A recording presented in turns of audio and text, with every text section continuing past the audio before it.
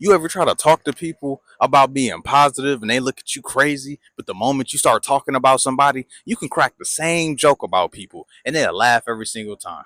But then the moment you try to make it out the system, the moment you try to figure out, man, I think we could do better, bro. You know those people that be like, I don't know.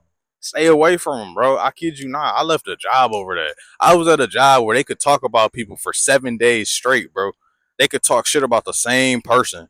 They got cracked the same joke, and everybody laughing with the same energy. But the moment I say, "How do we make it out?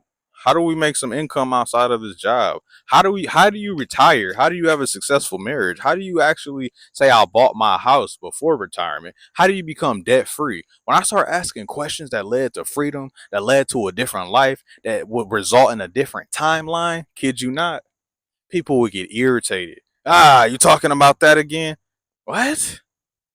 I'm talking, bro. How does it sound to say, why are we talking about this when I'm trying to be positive and change the current situation? But the moment we say, oh, this is horrible, everybody's got something to say. It's a so. Ah, right?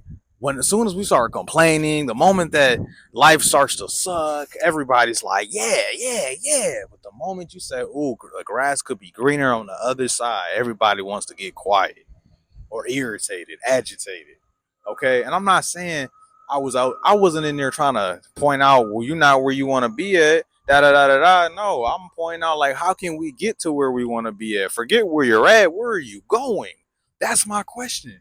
And I kid you not, bro. I really learned that some people are not ready to even hear and be able to understand where you're coming from when you're thinking about a better life because they've accepted that life will never change. But I won't accept that.